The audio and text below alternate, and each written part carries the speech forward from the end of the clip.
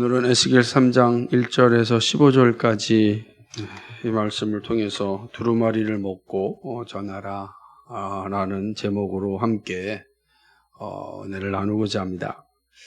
선지자로 산다는 것은 분명한 소명이 있어야 합니다. 내가 선지자다 라는 그런 부름에 대한 확신이 있어야 하는 것이죠. 다른 말로 한다면 소명의식이 있어야 한다라고 하는 겁니다. 그러니까 내가 선지자라는 이 분명한 소명이 없다고 한다면 선지자로서 사는 것 자체는 어렵겠죠. 그러니까 선지자로 내가 부름받았다. 우리를 보세요. 우리는 모든 이 땅의 사람들 가운데 그리스도인으로 부름받았잖아요. 그래서 우리는 다 그리스도인으로서의 소명의식이 다 있는 거예요. 나는 그리스도인이다 라고 하는 그 자체가 얼마나 중요한 소명의식인지 모르는 것입니다.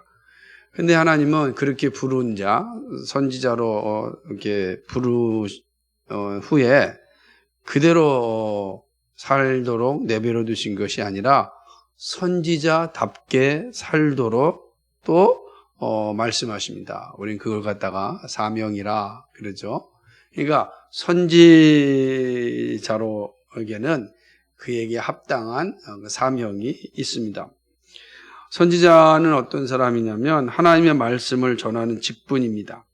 선지자는 다른 일하는 게 제사를 드리는 것이 아니라 하나님의 말씀을 전하는 직분이 선지자인 겁니다.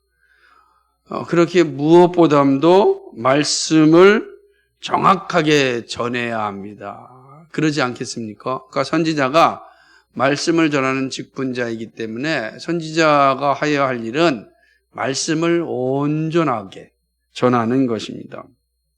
자, 말씀을 온전하고 또 정확하게 전하기 위해서라면 어떤 일이 선행되어야 되겠습니까? 말씀을 바르게 알아야 하는 것입니다. 그러니까 말씀을 알지 못하고서 말씀을 바르게 전한다라는 것은 불가능하죠. 그런 말씀을 바르게 전하지 못하면 그는 선지자로서의 사명을 망각한 것이고 선지자로서의 소명도 문제가 생기는 것이 됩니다. 그러니까 선지자는 말씀을 잘 알아야 하는 것입니다. 선지자의 사명을 감당하려면 말씀이 자신의 피와 살이 되어야 합니다. 거기서부터 시작합니다. 그래서 늘 말씀이 자신을 이끌어갈 수 있어야 되는 것이고 말씀에 비추어 자신이 어떤 존재인지를 항상 점검할 수 있어야 선지자로서 살 수가 있는 겁니다. 그러지 아니하면 선지자로 살 수가 없습니다. 이게 되게 중요한 의미죠. 우리가 읽은 오늘 말씀은 에스겔 선지자의 사명에 대한 말씀입니다. 우리가 2장이 에스겔 선지자의 소명에 관한 말씀이라면 오늘 3장은 소명받은 선지자의 사명에 대하여 이제 말씀하는 것입니다. 하나님은 에스겔을 부르시고 두루마리를 먹고 이스라엘 백성에게 고하라고 말씀합니다. 두루마리는 성경을 하나님의 말씀, 기록된 하나님의 말씀을 의미하는 것입니다. 하나님께서 말씀을 주셨고 그 말씀을 지금 먹으라라고 하는 겁니다. 그러니까 먹는다라고 하는 것은 그 말씀이 에스겔의 어떤 삶의 모든 것이 되어야 함을 강조하는 것이죠. 에스겔 입에서 나오는 것은 무엇이어야 한다? 하나님의 말씀이어야 한다라고 하는 겁니다. 그러려면 그 말씀이 내 안에서 온전히 소화돼야 되는 거죠. 그래서 내 삶의 살과 피가 될 때 자연스럽게 나오는 것이 말씀이 될 수 있죠. 그러지 않으면 소화불량 걸리면 나오는 게 말씀이 되지 못하고 이상한 말이 나올 수가 있는 겁니다. 그러니까 말씀이 잘 소화되어 있어야 돼요. 그래서 에스겔의 살과 피, 우리가 종종 이야기할 때 청교도들을 설명할 때 그렇게 이야기하지 않습니까? 그들이 어디를 찔러도 흘러나오는 것은 말씀이었다라고 하는 것처럼 말씀이 이 에스겔의 전부를 다 주장하고 있어야 한다라고 하는 것입니다. 그것이 두루마리를 먹으라라고 하는 의미죠. 먹어라. 이 병이 되는 겁니다. 그리고 먹은 그 말씀을 전하라라고 하는 것입니다. 그러니까 에스겔 선지자가 할 일이 뭐냐면 우선 말씀을 먹는 일이고 두 번째 먹은 말씀을 전하는 거예요. 근데 먹은 걸 어떻게 전하겠습니까? 잘 소화돼야 되죠. 소화돼서 그것이 나의 입을 통하여 나가는 거예요. 그러니까 이 두 가지를 잘 먹고 전하는 일이 바로 에스겔 선지자의 사명이죠. 이 사실을 이야기하는 겁니다. 그러자 에스겔은 이제 입을 벌려서 말씀을 받아 먹습니다. 하나님께서 두루마리를 배에 넣고 창자에 채우라고 말씀합니다. 창자, 우리 안에 우리의 모든 영양을 공급하는 건 이 장 아니에요, 그죠? 이 모든 소장, 대장을 통하여서 이 말씀이 다 소화되고 그 소화된 영양분들이 다 우리의 몸으로 가는 거 아니겠어요? 그렇게 말씀하는 거예요. 말씀이 우리 안에 먹고 그 말씀이 우리가 잘 소화시켜서 그 소화된 말씀으로 전하라라고 하는 것이죠. 이렇게 이야기합니다. 다시 말하면 이거는 하나님이 들려준 말씀을 잘 간직하고 이해하라라는 의미겠죠. 그러자 이 에스겔이 그 말씀을 받아 먹었는데 뭐라고 고백하냐면 3절 하반절에 보니까 달기가 꿀 같더라. 그러니까 하나님의 말씀을 먹었는데 그 말씀이 소화되고 그 말씀이 다 이해가 되니까 어떻게 된 거예요? 정말로 꿀 같더라. 그 말씀이 사실은 꿀 같지 않거든요. 쓰고 아픈데 소화가 되니까 이해가 되니까 그 말씀이 나의 것이 되니까 꿀 같더라. 하나님의 말씀이요 소화되지 아니하면 꿀같이 달다고 표현할 수가 없어요. 완전히 내 것이 되어져서 그것이 나의 삶의 자양분이 되어지면 비로소 나오는 고백이 정말 말씀이 꿀 같다 이렇게 이야기하는 겁니다.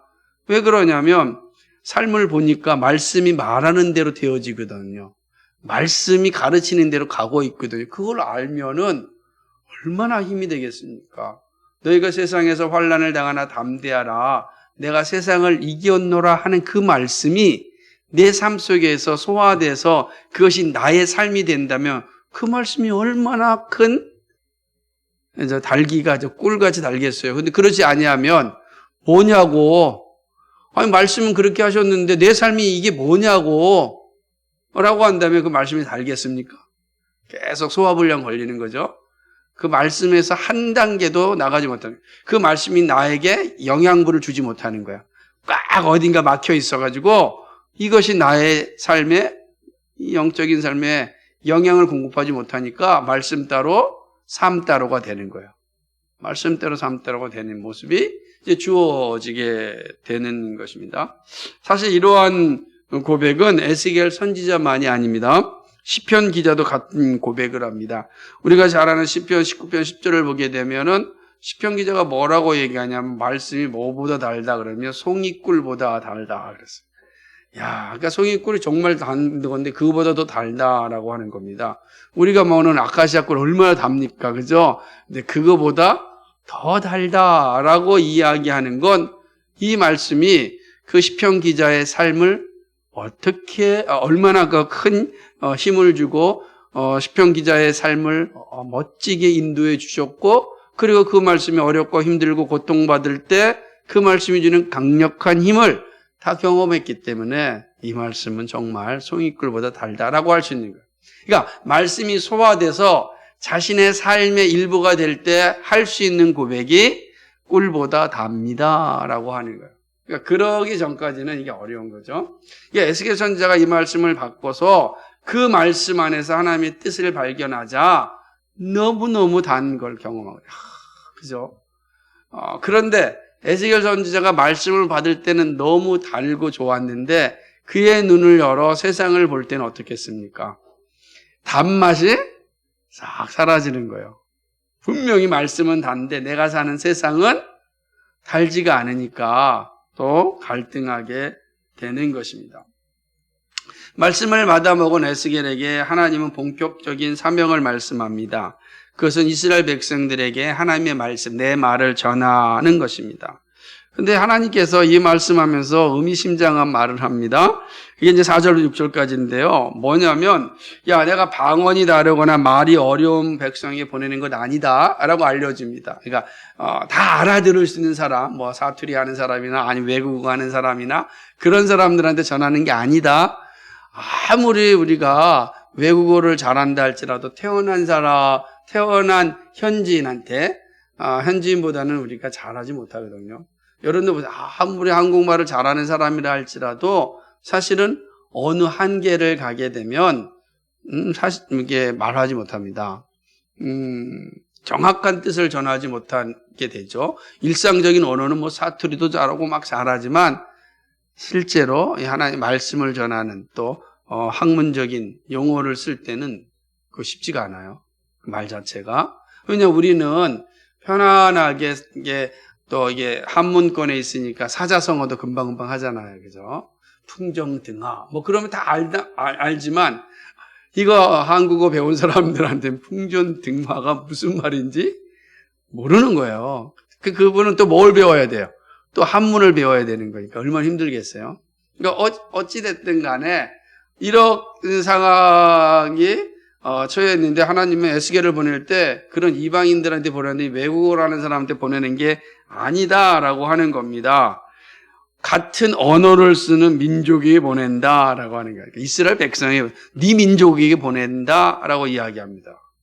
그러니 에스겔 입장에서는 감사하죠. 근데 뭐 바벨론 사람한테 보내는 것도 아니고 이스라엘 백성에게 보내는 거니까 얼마나 좋겠습니까? 그러나 반전이 있습니다. 문제는 이스라엘 백성들이 너의 말을 듣지 않을 것이다 라고 하는 것입니다. 같은 말을 쓰는 이들이 오히려 하나님의 말씀을 듣지 않을 것임을 알려줍니다. 그러면서 말하기를 오히려 바벨론 사람들한테 이 복음을 전했다고 한다면 저들은 들었을 것이다 라고 이야기하는 것입니다. 자, 이렇게 말씀하시는 것은 이스라엘 백성들이 가지고 있는 영적 상태가 어떠한지를 잘 보여주는 겁니다. 그들이 하나님의 말씀을 듣긴 들어도 깨닫지 못하는 거예요. 그러니까 예를 들자면 경건의 모양만 있는 거예요. 경건의 능력은 없는 거예요. 외피는 선택받은 하나님의 백성인데 그 속은 이방인보다도 더 악한 모습을 가지고 있다. 이 사실을 지금 말씀하고 있는 겁니다. 아주 악한 영적 상태에 있는 이스라엘 백성들, 그들에게 가서 복음을 전해야 하는 것입니다. 이스라엘 백성들의 상태, 영적으로 아주 악한 상태가 어떠냐라는 것을 하나님이 또 말씀하시는데, 그들은 이마가 굳고 마음이 강팍하여 말을 듣지 않을 것이다. 이마가 굳었다라고 하는 게 뭐예요? 이마가 굳었다는 게 뭘까요? 이마가 무슨 여기다가 뭐 칠을 해서 굳을까요? 그죠? 그건 아니란 말이에요. 마음이 강팍하고. 무슨 말이냐면 말씀을 전하면 그것에 대하여 반응이 없는 거예요. 하나님의 말씀을 받아서 우리의 죄에 대해서 죄를 지적하면 죄의 찔림을 받아야 되는데 죄의 찔림도 받지 않아요. 그건 당신 얘기고. 그래서 어쩌다는 거예요. 이야기하는 겁니다. 하나님의 말씀이 선포되어져도 받지 않으니까 그 말씀이 그 사람에게 영향을 미치지 못하는 거예요. 그러니까 눈이 뻣뻣해가지고 보는 거죠. 설교할 때 종종 보는 모습 가운데 하나가 설교자랑 싸우려고 하는 사람들이 있어요. 그래서 설교자의 꼬투리를 잡으려고 하는 사람이 종종 있잖아요. 뭐 틀리나 한번 보야겠다. 그래가지고 그 말씀의 중심 내용 가지고 은혜 받는 것보다는 틀린 단어 하나 찾아가지고서 목사님 이게 단어가 이런 거 아니지 않습니까? 라고 말하기를 즐거워하는 사람이 있다고요. 물론 그런 거 지적하는 것도 고맙긴 하죠. 왜냐하면 틀린 말을 잘 교정해 주는 거 좋지만, 그러나 전체적으로 주시는 말씀에 대한 은혜가 그 안에 있고, 그리고 그거에 대하여서 이야기한다면 전혀 문제가 되지 않는 거죠. 그런데 그러지 않고서 어디 한번 제대로 하나 보자, 이렇게 심판관 입장에서, 면접관 입장에서 서 있다고 한다면 얼마나 비참하겠습니까? 에스겔 선지자가 말씀을 전할 때 이스라엘 백성들이 다 어떤 사람이에요? 면접관이에요. 그래, 오늘 에스겔이 뭘 전하나 한번 보자. 제대로 전하나 보자 라고 하니까 거기에 기쁨이 없어요. 즐거움이 없어요. 말씀을 들어도 행복이 없는 거예요. 이들의 상태가 그렇다라고 하는 것입니다. 마치 말씀을 전하는 것이 달걀로 바위를 치는 격이죠. 선지자가 상처받기 딱 좋습니다. 전에도 듣지 않으므로 선지자가 다가오는 심판을 본 거예요. 아이고, 이렇게 전했는데 저 듣지 아니하면 저들에게만 하나님의 심판이 분명하기 때문입니다. 하나님은 에스겔에게 이러한 사실을 알려주면서 동시에 무기도 주십니다. 그건 뭐냐면 에스겔 선지자의 얼굴과 이마를 차돌보다 강한 금강석같이 굳게 할 것이다. 그러니까 무슨 말이죠? 아무리 이스라엘 백성들이 이 돌같이 굳은 모습으로 본다 할지라도 하나님께서 에스겔에게 담대함을 주셔서 그런 것에 의하여 상처받고 도망가지 않고 오히려 금강석은 돌에다가 글을 쓸 수 있잖아요. 그죠? 금강석으로 철필로 우리 산에 가면 돌에 그냥 이름 써 있듯이 쓸 수가 있는 거 아니에요? 아무리 저들이 얼굴이 굳었고 이 영적으로 상태가 강팍해졌다 할지라도 내가 너를 금강석 같이 만들겠다. 이렇게 하는 겁니다. 그러니까 얼마나 힘이 됩니까? 상처받지 말라. 너 말씀 전하고서 상처받지 말라라고 이야기하는 것입니다. 두려워하지 말라라는 거예요. 하나님은 에스겔을 향하여 모든 말씀을 마음으로 받고 귀로 듣고 사로잡힌 이스라엘 백성들에게 전하라고 하십니다. 그들이 듣든지 아니 듣든지 하나님의 말씀을 전하라는 것입니다. 이 전제는 뭐냐? 그들이 안 들을 거다라는 전제가 강하겠죠? 그러나 말씀을 전해야 한다라고 하는 그런 말씀입니다. 그게 이제 8절 9절까지 내용인 겁니다. 자, 이것이 선지자의 사명입니다. 선지자로 소명을 받았다면 말씀을 받고 전하는 사명을 감당해야 합니다. 그 길에는 쉬운 것이 하나도 없어요. 쉬운 것이 하나도 없습니다. 자, 이 상태만 보면 이게 정말 만만치 않은 거예요. 자, 내가 사명을 받았으니까 일을 해야 되는데 내 가봤자 전하지 않고 상처만 받을 거야. 비록 내가 상처를 받지 않고 저들과 싸울 수 있을지언정 저들의 변화되지 않는 모습과 내가 끊임없이 싸움만 해야 되니 얼마나 지치겠습니까? 난 얼마 동안 해야 될까? 이런 생각이 들 수 있을 겁니다. 그때 하나님께서 에스겔에게 다시금 힘을 공급합니다. 그것은 성령께서 에스겔을 높이죠. 하나님의 신. 예전에는 그래서 성경에 성신이라 그랬어요. 성신. 성신이여 임하사 옛날 찬송에 그런 거예요. 그 성신. 다시 말하면 성령께서 에스겔을 높이 올리십니다. 그리고 여호와의 처소에 나는 영광을 찬송할지어다라는 소리를 듣습니다. 여호와의 영광을 찬송하라. 이거는 무슨 말이죠? 하나님이 이기셨다라고 하는 겁니다. 하나님이 이기신다는 뜻이죠. 큰 찬양의 소리가 나는데 이 소리는 어떤 소리인가? 12절 13절을 보니까 생물들의 날개가 부딪히는 소리와 바퀴 소리입니다. 자, 생물들은 누구라 그랬습니까? 천사들이라 그랬잖아요. 천사들의 이 소리. 그 다음에 바퀴는 뭐라 그랬어요? 하나님의 섭리라 그랬잖아요. 그러니까 이 놀라운 소리입니다. 그러니까 천사들의 소리와 하나님의 섭리하심이 이루어지는 소리가 크게 울려라는 것을 에스겔에게 보여줍니다. 자, 네가 전하면 듣지 않겠지만은 어떤 일이 일어난다고요? 하나님의 섭리가 완성될 거다. 걱정하지 말라라는 거죠. 보여주는 것입니다. 그런 후에 성령은 또다시 에스겔을 높이 올리십니다. 이때 에스겔 선지자는 이때는 이제 그 마음이 이제 근심하고 아주 분하게 됩니다. 이게 근심하고 마음이 분하였다라고 하는 두 번째 들었을 때는 그런 모습이 이제 보여지게 되는 거죠. 14절에 보니까 주의 신이 나를 들어올려 데리고 가시는데 내가 근심하고 분한 마음으로 행하니 라고 하는 겁니다. 그러니까 괴롭고 분통이 터지는 상황인 겁니다. 자, 하나님께서 하나님 반드시 이기실 것이다 라고 하였는데 에스겔 눈에는 뭐가 보여요? 말씀을 전해도 듣지 아니하는 이스라엘 백성들의 그 악한 모습이 보이는 겁니다. 들어도 듣지 않는 이들에게 복음을 전할 생각을 하니 얼마나 괴롭겠습니까? 여러분, 자, 설교를 했는데 여러분이 안 들을 걸 알아요. 예? 그런데 전해야 돼요. 이거 얼마나 힘들겠습니까? 마침 그런 거잖아요. 우리처럼 쇠기에 경 읽는 거잖아요. 그죠? 소 1000마리 모여놨는데 거기 아무리 말씀 전하면 뭔 소리예요? 그 소가 나보고서 거기에 끄덕끄덕 하겠어요? 매고 울기만 하겠죠. 아무리 여기 뭐 수만 명의 소들이 있다 할지라도 거기에 복음 전하는 건 아무 의미가 없어요.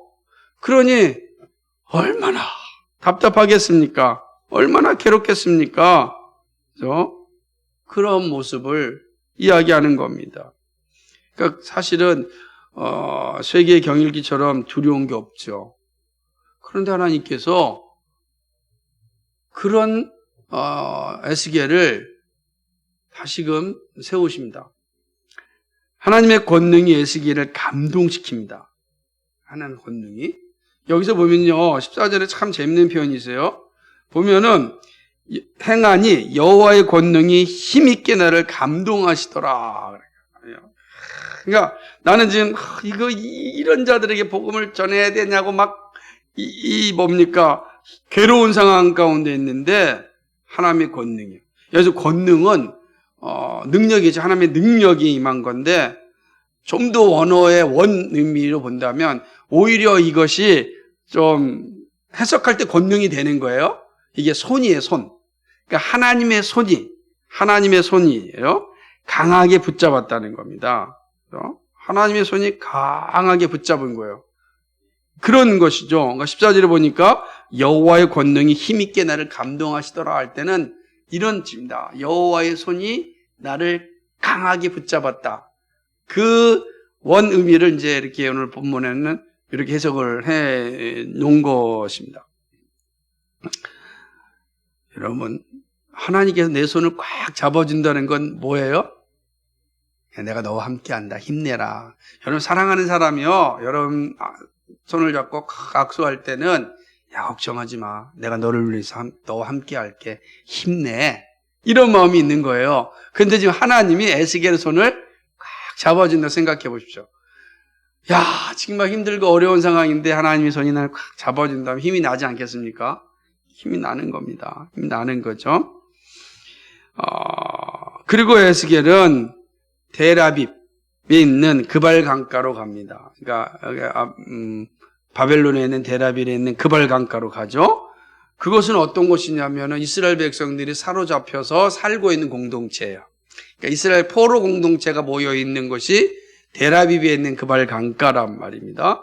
그리고 그곳에서 두렵고 떨린 마음으로 7일을 보냅니다. 민다피라고 하는 말은 어떤 원래 정확한 의미는 얼빠진 상태라고 하는 이렇게 직역이 될 수 있지만 좀 더 한다면 두렵고 떨린 모습으로 이제 일주일을 거기서 지냅니다. 그리고 이제 일주일 후에 다시금 하나님께서 에스겔을 부르시죠. 그게 이제 다음 주에 살펴볼 16절로부터의 내용이란 말이에요. 그러니까 오늘은 여기까지 이제 살펴본 겁니다.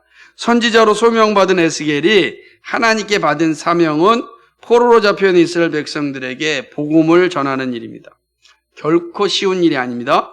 외형만 같은 민족이지 말씀을 듣기에는 영혼이 다 메말라버린 황폐하게 된 이들에게 사실은 복음을 전해야 됩니다. 이방인보다 더 악한 이들입니다. 이방인들은 양심이라도 남아있어서 두려움을 가질지 모르겠는데 하나님의 표현으로 본다면 이스라엘 백성들은 아예 굳었잖아요. 그러니까 양심까지 다 화인 맞아가지고서 더 악한 자들이에요. 그렇게 이야기하는 것입니다. 이들에게 복음을 전하는 것이 바로 선지자로서 소명을 받은 에스겔의 사명인 것입니다. 근데 에스겔의 처한 모습은 당시의 이스라엘의 모습만이 아닙니다. 지금 우리 시대를 보여주기도 합니다. 그리스도의 은혜로 말미암아 구원받은 그리스도인은요, 원리적으로 다 선지자로 소명받은 사람입니다. 우리는 다 선지자의 사명을 가지고 있는 사람이죠. 그래서 제가 항상 강조하기를 우리는 이 땅에서 선지자적 현실주의자로 살아가야 한다라고 하는 것입니다. 그렇게 본다면 오늘 본문은 우리에게도 같은 교훈을 주고 있습니다. 자, 그렇다면 본문이 주는 교훈이 무엇인가 생각해 봅시다. 첫째는요, 선지자의 사명과 준비입니다. 이 되게 중요한 교훈입니다. 선지자의 사명은 분명합니다. 바로 하나님의 말씀을 자기 백성에게 전하는 일입니다. 하나님은 에스겔을 선지자로 불렀습니다. 에스겔의 소명은 선지자로 사는 겁니다. 선지자로 사는 것이 에스겔이 사는 길입니다. 선지자는 하나님의 말씀을 받고 전합니다. 그런데 이때 잊지 말아야 할 것은 하나님께로부터 받은 말씀이 있어야 됩니다. 그리고 전해야 됩니다. 자, 하나님께로부터 말씀을 받아야 합니다. 그리고 전해야 합니다. 그러니까 어떤 시대에 대한 해안을 가지고 시대를 알려주는 놀라운 지식인들도 있고 놀라운 능력자가 있을 수 있습니다. 그 사람들이 야, 정말로 이 시대에 선지자가 나타났다라고 말을 하기도 합니다. 그렇잖아요. 메시아다라고 말하잖아요. TV에 나와가지고 젊은 친구가 자기가 여의도 순복음교회 계단에서 예수님을 만났대요. 그 천공이라고 하는 사람이 자기가 예수를 만났다고 이렇게 얘기하지 않습니까? 그 얼마나 그런 사람들이 와 대단하다라고 말할 수 있죠. 근데 왜 하필 계단에서 만났을까 모르겠어요. 그런 생각을 해보세요. 그건 선지자가 아니라는 거예요. 선지자는 뭐냐? 말씀을 받아야 돼. 하나님의 말씀을 받은 사람이에요. 그 말씀을 전하는 것입니다. 자신의 생각을 전하는 것이 아닙니다. 그것은요, 정치인과 학자들이 하는 일입니다. 선지자가 하는 일은 그 일이 아니에요. 말씀을 전하는 것이죠. 그러기 위하여 하나님께 선지자를 세웠습니다. 그렇다면 이 말씀을 전하기 위하여 선지자가 할 일이 준비할 일이 뭐냐? 말씀을 먹는 일이죠. 말씀이 살과 피가 되는 일입니다. 구약의 선지자는 직접 하나님께 말씀을 받았습니다. 그러나 우리는 직접 하나님께 말씀 받지 않죠. 직통계시가 우리에게 오지 않아요. 그래서 가끔씩 직통계시 받았다는 사람이 되게 많아요. 그런 사람들은 대부분 다 사교입니다. 교주든지 이단이든지 다 그런 거예요. 직통계시를 주지 않아요. 이미 하나님의 계시가 이 성경을 통하여 완성되었습니다. 그래서 우리는 완성된 계시인 성경을 가지고 있습니다. 그리고 완성된 계시인 성경을 먹어야 되는 거예요. 이제 우리 시대 선지자가 할 일이 뭡니까? 하나님이 완성된 계시로 준 이 말씀을 매일 먹는 거예요. 이 말씀을 매일 나의 영의 양식으로 삼아서 이 말씀이 나의 살과 피가 되어야 됩니다. 나를 건강하게 만들어 주어야 한다라고 하는 것입니다. 성경이 말하는 것이 무엇인지 정확하게 알고 전하는 것이 우리의 일입니다. 그죠? 우리 모두가 선지자, 현시자로 살아가기 위해서는 일을 해야 됩니다. 그런데 이 일이 쉽지가 않잖아요. 그래서 하나님께서 설교자를 세우신 겁니다. 설교자를 세워서 하나님의 말씀을 정확하게 전달하게 하고 그 하나님의 말씀을 전달받은 모든 이들이 현장에서 선지자적 현실주의자로 살도록 하시는 것입니다. 목사의 직임 가운데 가장 중요한 것은 설교자의 직무입니다. 그러고 난 다음에 목회자의 직무예요. 다시 말하면 선지자의 직무, 그 다음에 또 이거는 제사장의 직무 이렇게 표현할 수도 있지만 가장 중요한 건 설교자로서의 직무입니다. 그러니까 이 설교자의 직무가 정말 목사에게 중요하다라고 하는 것이죠. 이건 항상 지켜줘야 하는 겁니다. 설교자가 일을 잘하면 성도들이 현실 속에서 선지자로서 살게 됩니다. 우리는 이것을 종종 기독교 세계관, 성경의 세계관을 따라 산다 이렇게 말하기도 하는 것입니다. 계시가 완성되기 전에는 하나님이 직접 훈련시키셨습니다. 그러나 계시가 완성된 후에는 성경을 배우고 훈련합니다. 한번 찾아볼까요? 우리 디모데후서 2장 한번 볼까요? 디모데후서 2장입니다. 디모데후서 2장 보겠습니다. 1절과 2절입니다. 1절과 2절을 같이 디모데후서 2장 1절 2절 같이 읽겠습니다. 시작. 내 아들아, 그러므로 네가 그리스도 예수 안에 있는 은혜 속에서 강하고 또 내가 많은 증인 앞에서 내게 들은 바를 충성된 사람들에게 부탁하라. 저희가 또 다른 사람을 가르칠 수 있으리라. 아멘. 바울을 통하여서 디모데 목사님이 교회의 지도자로 세워집니다. 그 디모데 목사님이 충성된 사람들에게 복음을 전합니다. 충성된 교회 직분자들이겠죠. 중직자들 수 있을 겁니다. 그 직분자들이 누구에게 전합니까? 또 다른 사람들에게 가르치게 됩니다. 그래서 사도로부터 시작하여 온 성도가 같은 복음을 가지고 현장에서 선지자적으로 살 수가 있는 거예요. 이게 우리가 살아가야 될 모습이다라고 하는 거죠. 그러니까 선지자의 사명은 분명한 말씀을 전하는 거예요. 그러기 위해서는 말씀을 먹어야 되는 거예요. 말씀을 잘 알아야 되는 겁니다. 그럴 때 우리가 하나님께서 우리를 부르신 그 소명을 이루어가는 겁니다. 에스겔이 그랬듯이 오늘 우리도 마찬가지죠. 이게 첫 번째 교훈입니다. 두 번째는요, 선지자가 맞이할 환경입니다. 선지자는 허공에 떠 있는 존재가 아닙니다. 허공에 떠 있지 않죠. 산속이나 골방에서 사는 존재가 아닙니다. 그건 선지자라고 말하지 않아요. 선지자는 산속에 있지 않아요. 그래서 수도사는 선지자가 아니에요. 예전에는 수도사가 마치 선지자적 사명을 감당한다. 왜? 산속에서 직통 계시를 받아서 전하니까. 그래서 저 선지자는 역시 산속에 있어. 근데 성경에는 산속에 선지자가 여기 없어요. 그발 강가에 있지. 이스라엘 공동체 가운데 있었지. 그죠? 그렇게 부르시 여기 않았다고요. 선지자는 백성들의 자리에 삽니다. 세상 가운데 삽니다. 세상을 떠나서 선지자는 존재하지 않습니다. 선지자는요, 거친 현실에서 살아갑니다. 그런데 거친 현실은 어떤 것이죠? 하나님을 조롱하는 자들이 득실거립니다. 이 세상은, 이 거친 현실은 하나님을 얼마나 조롱합니까? 하나님을 조롱한다라고 하는 표현만큼 아주 심판받기에 합당한 그런 말이 없습니다. 그건 하나님을 저주하는 거거든요. 그러니까 예수 믿는 사람을 조롱하는 건 곧 하나님을 조롱하는 거예요. 그건 곧 하나님의 심판받는 자가 된다라는 의미죠. 그래서 하는데 이 세상은 하나님을 조롱하는 사람이 너무 많습니다. 사단의 졸개들이 난무합니다. 말씀이 송이꿀처럼 생각하지 않습니다. 지성이 강팍하고 감성이 굳어져 있습니다. 바늘로 찔러도 피 한 방울 나올 것 같지 않는 냉혈한 사람들이 살고 있습니다. 힘들거려도 끝까지 복음을 받아들이지 않지 않습니까? 아니, 우리가 잘 생각해 보세요. 저는 아프고 힘든 사람들 볼 때마다 그 밑져야 본전 아니겠어요? 우리 생각에. 아니, 내가 죽은 다음에 천국 있을지 지옥 있을지 몰라. 근데 지옥은 가기 싫어요. 둘 중에는 천국 갈래 지옥 갈래 그러면 당연히 천국 간다 그래요.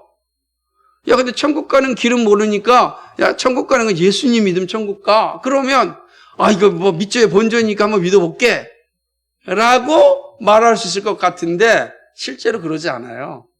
천국은 가고 싶은데 예수 믿어 가는 천국은 가기 싫어해요. 놀라워요. 이거 어떻게 이해하겠습니까? 우리의 상식적으로는, 우리의 상식으로는 이해가 안 돼요. 우리의 상식으로는. 세상이 그렇습니다. 그래서 왜 그렇죠? 이스라엘 백성들이 뭐가 있어요? 지성이, 머리가, 이마가 굳어버린 거예요. 마음이 강팍하게 돼서 찔러도 피 한 방울 들어가지 않는 상황이 되니까 아무리 좋은 소식, 기쁜 소식이 와도 그걸 기쁜 소식으로 받지 못하는 것입니다. 그래서 선지자들이 처해 있는 상황이 항상 이러합니다. 우리가 처해 있는 상황이 항상 이래요. 좋은 시절이 없습니다. 그래서 비관적이라고 불렀습니다. 손봉호 장로님은 그래서 그리스도인의 삶을 비관적 선지자로 사는 것이라 그랬어요. 이 세상은 비관적이라는 거예요. 그러나 우리를 선지자로 불렀으니까 복음을 전한다 라고 이야기하는 겁니다. 그래서 저는 이 단어가 너무나 비관적이라서 저는 그 선지자 현실주의자가 더 합당하다라고 쓰는 거예요. 그러나 어떤 선지자 현실주의는 이 세상이 내가 전하는 만큼 막 변할 거다 이렇게 생각하지 않습니다. 그렇죠? 그러지 않아요. 희망이 잘 보이지 않는 게 사실입니다. 바로 그곳에 복음을 전해야 됩니다. 그러니까 선지자가 있는 현실이요, 한 번도 편한 곳이 없었다. 녹록지 않다라는 것입니다. 자, 보세요. 예수님이 오실 때 사람들이 영접하였습니까? 영접하지 않았습니다. 오히려 예수님을 배척하였고 마침내 십자가에서 예수님을 죽였습니다. 사도들이 복음을 전할 때 편하게 전했습니까? 편하게 전했다는 기록이 없어요. 여러분, 사도들의 서신을 보세요. 다 힘든 거예요. 힘들고 어렵고 고통스럽다는 이야기만 점철되어 있는 게 사도들의 서신들 아니겠습니까? 오히려 바울은 때를 얻든지 못 얻든지 복음을 전하고 복음과 함께 고난을 받자라고 이야기합니다. 아니, 복음을 전하는데 고난을 받아야 돼요. 좋은 소식 주는데 고난 받아야 돼요. 여러분 생각해보세요. 내가 좋은 일 했는데 고난 받아야 된다고요. 내가 옆 사람한테, 교회가 주위에 있는 사람들한테 맛있는 거 주고, 그 다음에 뭐 선물도 주고, 뭐 다 해주는데 뭐예요? 욕해요. 어떻게 이해하시겠어요? 그렇게 잘했는데도 욕한다고요. 그게 선지자의 처해 있는 상황이다라고 하는 겁니다. 선지자는 타락하고 부패한 백성들에게 복음을 전하는 일을 합니다. 이것이 선지자가 맞이하는 환경입니다. 이 사실을 알고 가서 전하는 것이 선지자입니다. 한번 따라해 봅시다. 열매를 수확하는 건 하나님의 주권입니다. 그렇죠. 이걸 아는 거예요. 그러니까 선지자는 열매를 기대하고 사는 사람이 아니란 말이에요. 우리가 어떤 사람, 우리는 열매를 기대하고 사는 것이 아니라 선지자의 사명을 가지고 사는 사람이에요. 열매는 하나님이 주십니다. 하나님이. 저도 개인적으로 생각할 때 이렇게 하면 분명히 이렇게 될 거다라고 엄청난 기대를 했지만 그거는 네 생각일 뿐이죠.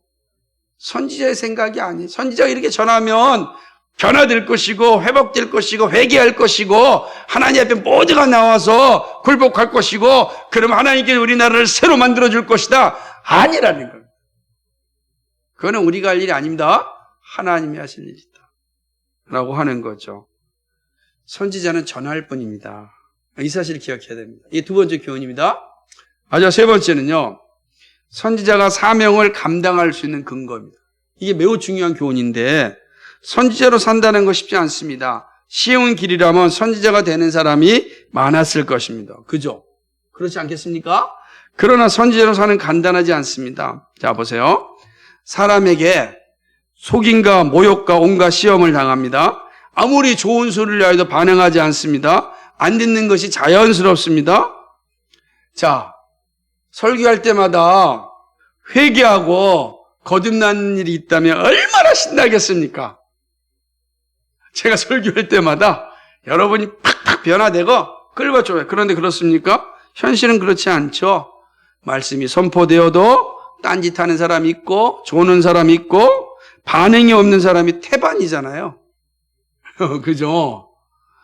설교하는데 졸고 있는 사람 보면 비참해져요. 안 그러겠어요? 설교하는데 딴짓하고 있으면 절망스러워요. 왜냐하면 여러분 생각해 보세요. 조는 순간 하나님의 심판이 임하면 어떻겠어요?